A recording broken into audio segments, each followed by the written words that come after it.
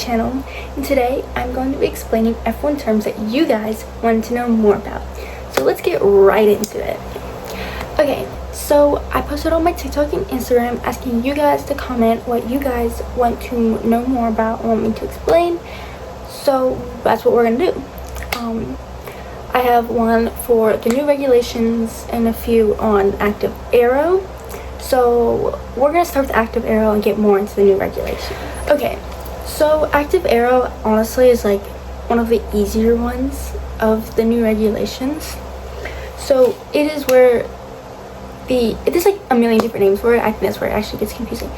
It's where the front and rear wing can be opened. So most people think it is DRS, but it honestly is not like DRS besides the rear wing opening. But it is not, trust me.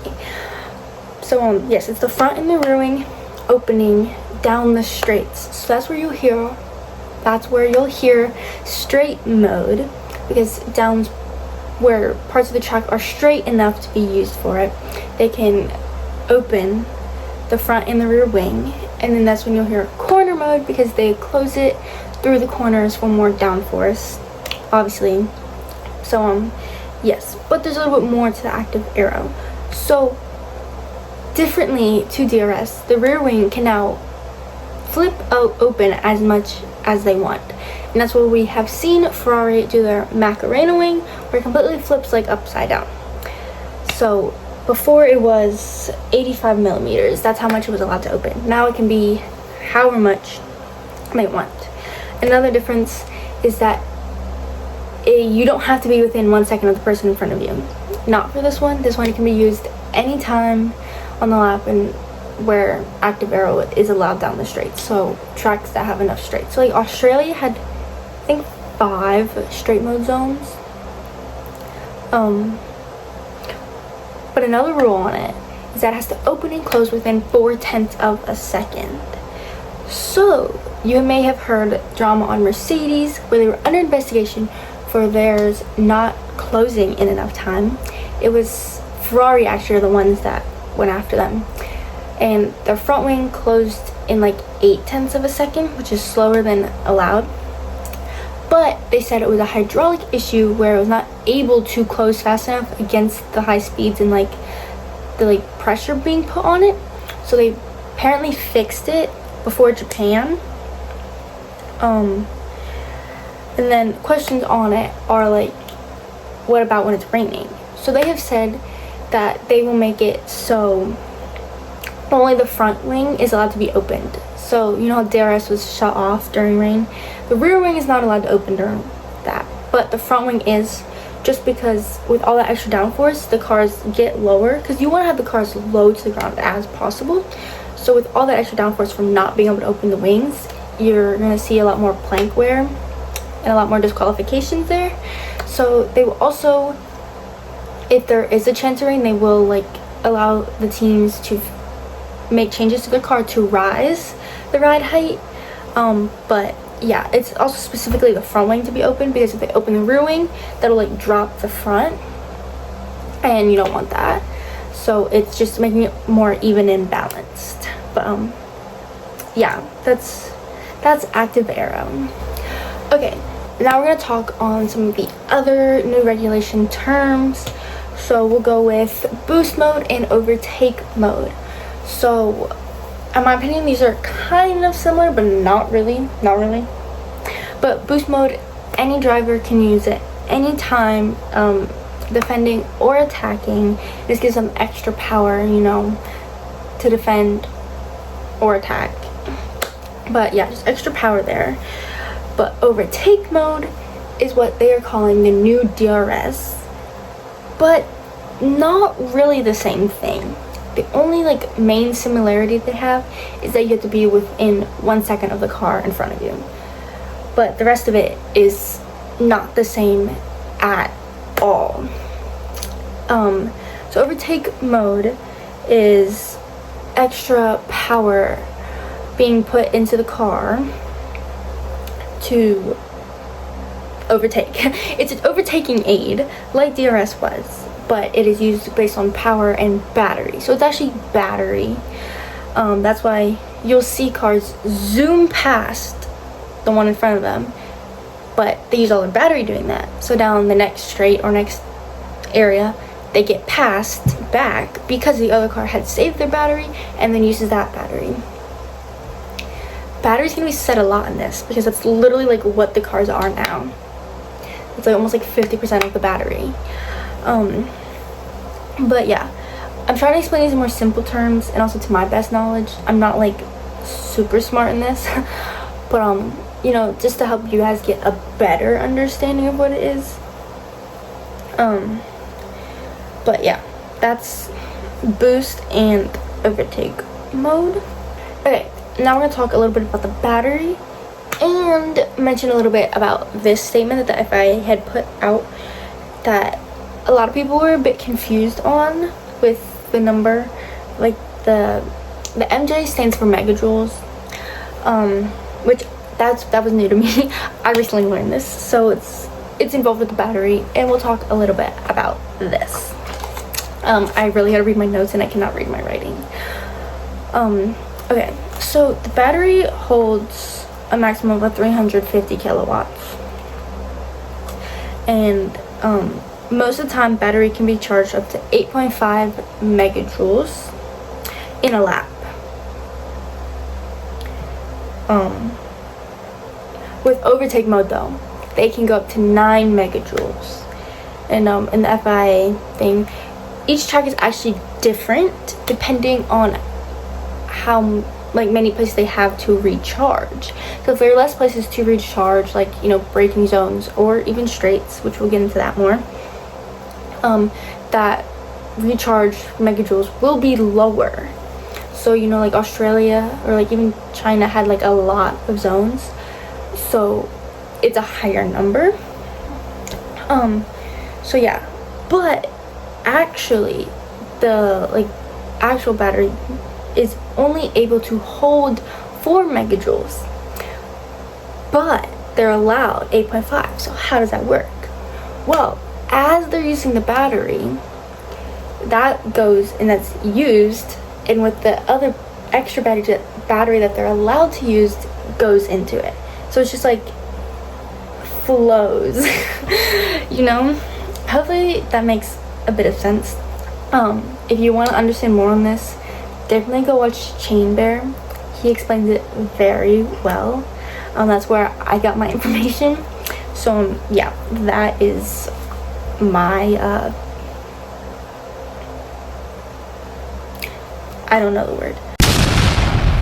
Now another term involving with the battery is super clipping. Excuse me, notes. Super clipping, which I didn't know either until recently, until like Japan. So it gives the drivers more power, technically, more battery, but it's another one of those ones where they have to be slower to be faster. Like, what is this, guys? Why do we have to be slower to be faster? Well, so it uses power from the engine to recharge the battery instead of accelerating the car. So that's why you'll hear them say, like, if they're going full throttle down the straights, they'll downshift, because that creates the engine putting power into the battery instead of accelerating. So really, it is being slower is faster right now. And then that also is basically like slower into braking zones.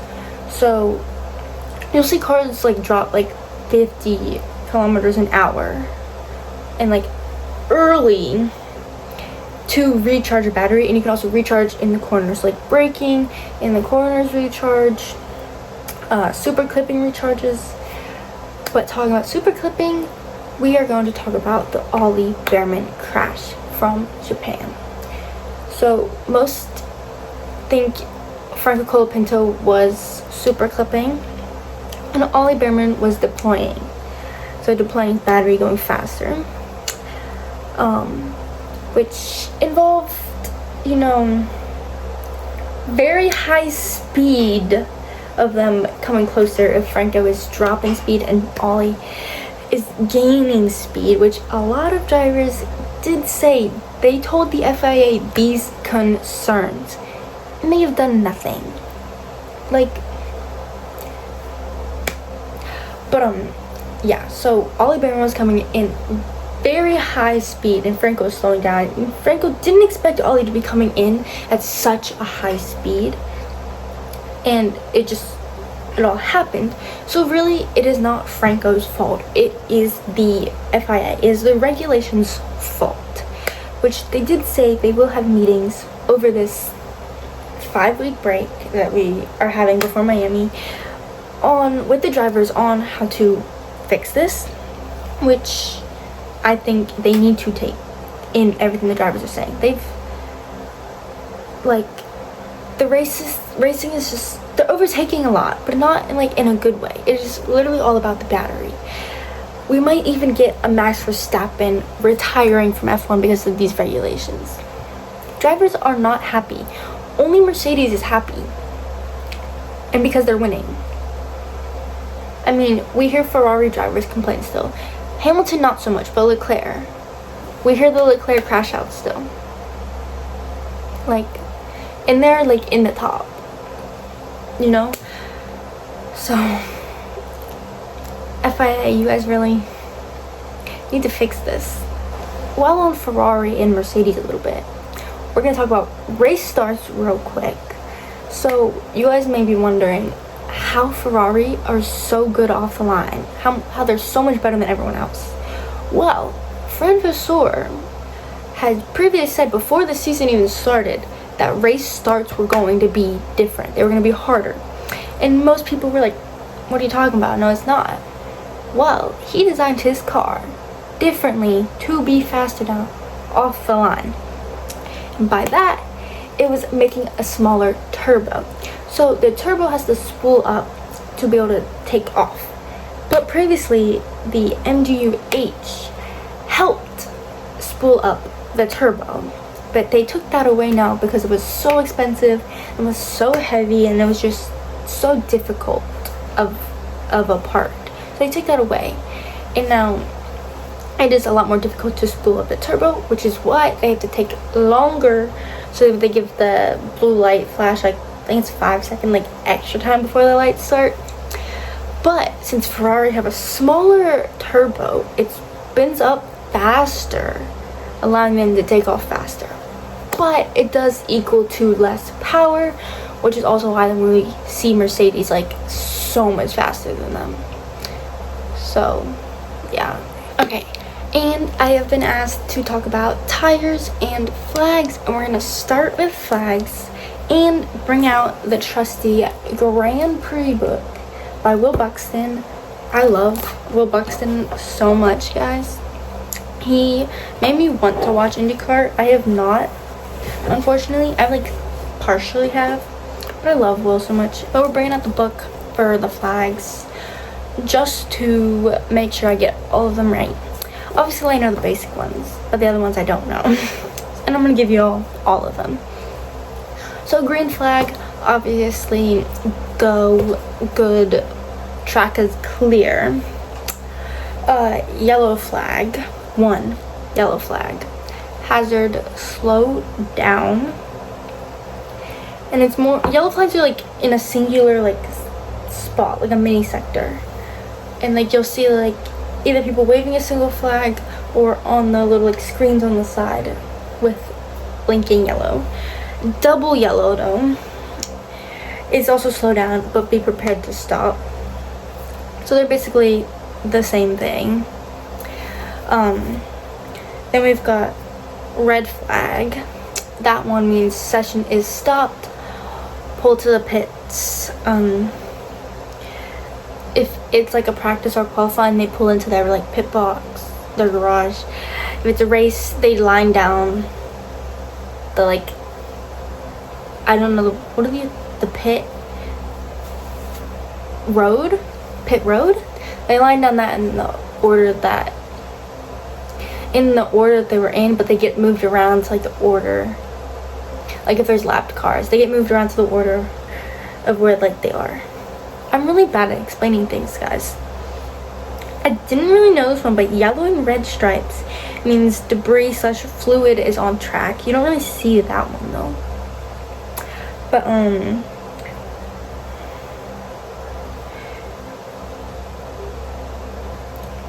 sorry, checkered flag, end of session, you're done. This is why I stopped. It says white flag, slow vehicle ahead. But I thought white flag was like penultimate lap.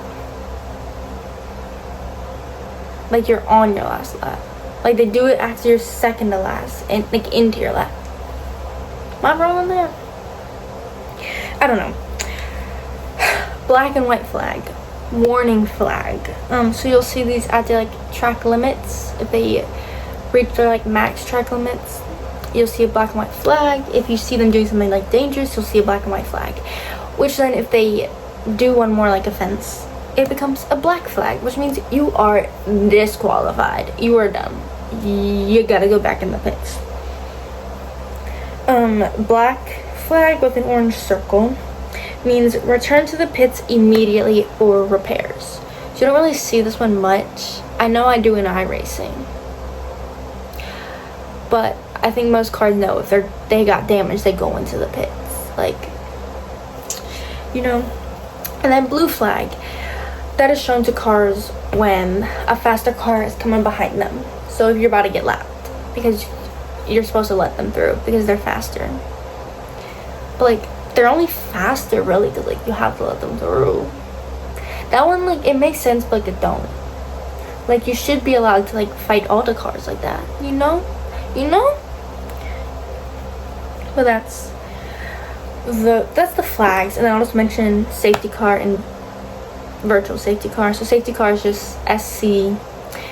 That's when the physical safety car comes out. VSC is virtual safety car, which all the cars just have to slow to a specific speed. So that is your flags. Okay, tires now. So they currently use Pirelli tires, which it has changed a lot throughout the years, but Pirelli is their current tire supplier. And tires range from C1 to C6 for slicks. Slicks are C1 to C6. C1 being the hardest compound and C6 being the softest compound, which means the hardest is it lasts longer and is grippier but is slower. And then the softest, so C6, is like less grippy and doesn't last as long but is faster. And then medium is in the middle. So you have soft, medium, and hards. And they bring 3 to each race. So it can range from like C1, C2, C3, C2, C3, C4s. So even like 4, 5, and 6. So whatever that first number is the hardest compound, the middle is the medium, and the highest number is the softest compound, if that makes sense. And they're also colored. So hard is white, medium is yellow, and soft is red. But then we also have wets and intermediates. Wets are blue, intermediates are green. So intermediates are like for slightly wet track, you know, if it just started raining or if it just finished and it's a little bit of water on the track. Wets are when the track is fully wet. But in 2025, we did not see wet tires used very much because when the track was able to be used with wets, they decided to not let them race. So yeah, that is your tires. Okay, that is all I have for you guys today. I hope you guys enjoyed. If you guys want to see a part 2 of this, comment what terms you guys want to know. I had fun filming this. I am not an expert in any of this, so if I got anything wrong, please let me know and correct me. Hopefully it made sense to you guys. I'm terrible at explaining things. I can see it in my head, but I can't put it into words, you know? But I hope it helped and you guys enjoyed. Make sure you subscribe to my channel to watch all my other videos, support my journey, and make sure you follow my other socials. Sorry guys. my storage right now. Main thing, hope you enjoyed. Follow me, subscribe, like, comment, everything, please. But I love you guys, and see you guys in the next video. Bye.